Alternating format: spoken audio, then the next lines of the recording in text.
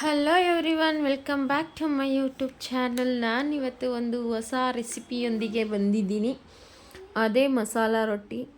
ತುಂಬ ಟೇಸ್ಟಿಯಾಗಿರುತ್ತೆ, ಮಾಡೋಕ್ಕೂ ಕೂಡ ತುಂಬ ಸುಲಭ.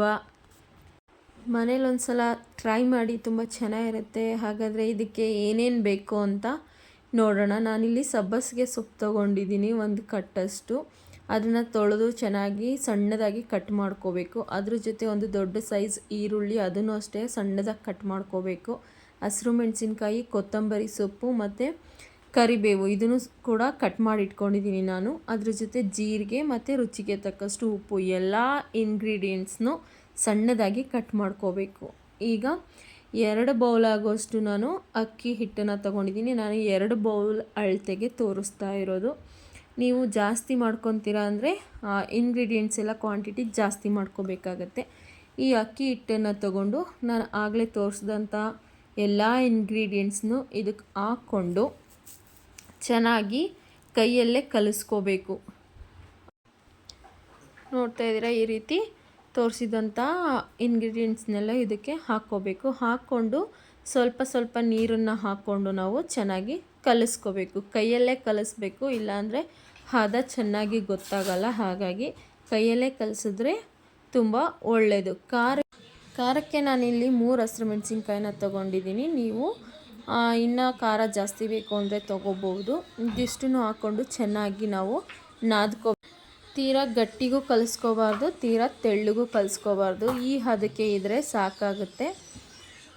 ನಾವಿಲ್ಲಿ ಇದಕ್ಕೆ ಇಷ್ಟು ಕಲಿಸ್ಕೊಂಡ ನಂತರ ಸ್ವಲ್ಪ ಎಣ್ಣೆನ ಹಾಕ್ಕೊಂಡು ಇದನ್ನು ಮ್ಯಾರಿನೇಟ್ ಮಾಡ್ಕೋಬೇಕು. ಎಣ್ಣೆ ಹಾಕೋದ್ರಿಂದ ತುಂಬ ಚೆನ್ನಾಗಿ ಸಾಫ್ಟಾಗಿ ಬರುತ್ತೆ. ಹಾಗಾಗಿ ನಾನು ಸ್ವಲ್ಪ 4 ಟೇಬಲ್ ಸ್ಪೂನ್ ಆಗೋಷ್ಟು ಎಣ್ಣೆನ ತೊಗೊಂಡಿದ್ದೀನಿ. ಇದಿಷ್ಟನ್ನು ಹಾಕಿ ಚೆನ್ನಾಗಿ ಕಲಿಸ್ಕೋಬೇಕಾಗತ್ತೆ.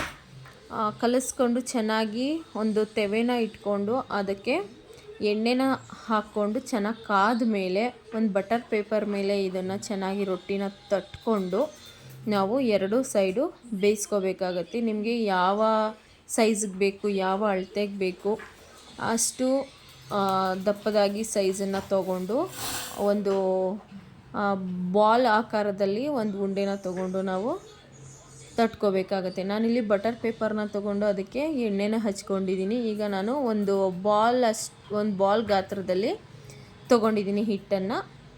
ಇದಕ್ಕೆ ಸ್ವಲ್ಪ ತಟ್ಟಿದ ನಂತರ ಸ್ವಲ್ಪ ಎಳ್ಳನ್ನು ಹಾಕ್ಕೊತಾ ಇದ್ದೀನಿ. ಇದು ಆಪ್ಷನಲ್ಲು, ನಿಮಗೆ ಬೇಕಿದ್ದರೆ ಹಾಕ್ಕೋಬೋದು. ನನ್ನ ಹತ್ರ ಮನೇಲಿ ಇತ್ತು ಅಂತ ನಾನು ಹಾಕ್ಕೊತಾ ಇದ್ದೀನಿ. ಆ ರೀತಿ ಹಾಕ್ಕೊಂಡು ನಿಮಗೆ ಎಷ್ಟು ಅಗಲ ಬೇಕೋ ರೊಟ್ಟಿ ಅಷ್ಟು ಅಗಲ ತಟ್ಕೊಂಡು ತೆವೆಗೆ ಎಣ್ಣೆ ಹಚ್ಕೊಂಡು ಆ ಬಟರ್ ಪೇಪರ್ನಲ್ಲಿ ತಟ್ಟಿದ್ದಂಥ ರೊಟ್ಟಿನ ತೆವೆ ಮೇಲೆ ಹಾಕ್ಕೋಬೇಕು. ಹಾಕ್ಕೊಂಡು ಈ ಪೇಪರ್ನ ಎತ್ತಿ 2 ಸೈಡು ಚೆನ್ನಾಗಿ ಬೇಯಿಸ್ಕೊಂಡ್ರೆ ರೆಡಿ ಆಗುತ್ತೆ ನಮ್ಮ ಮಸಾಲೆ ರೊಟ್ಟಿ. ಇದ್ರ ಜೊತೆ ಚಟ್ನಿ, ತುಪ್ಪ, ಬೆಣ್ಣೆ ಯಾವುದಿದ್ರೂ ಸರಿ ತುಂಬ ಚೆನ್ನಾಗಿರುತ್ತೆ ಟೇಸ್ಟು. ನೀವಿನ್ನೂ ಟ್ರೈ ಮಾಡಿಲ್ಲ ಯಾವತ್ತು ಅಂದರೆ ಟ್ರೈ ಮಾಡಿ. ನನ್ನ ಚಾನಲ್ನ ಸಬ್ಸ್ಕ್ರೈಬ್ ಮಾಡ್ಕೊಂಡಿಲ್ಲ ಅಂದರೆ ಪ್ಲೀಸ್ ಸಬ್ಸ್ಕ್ರೈಬ್ ಮಾಡ್ಕೊಳ್ಳಿ. Thank you for watching. Bye.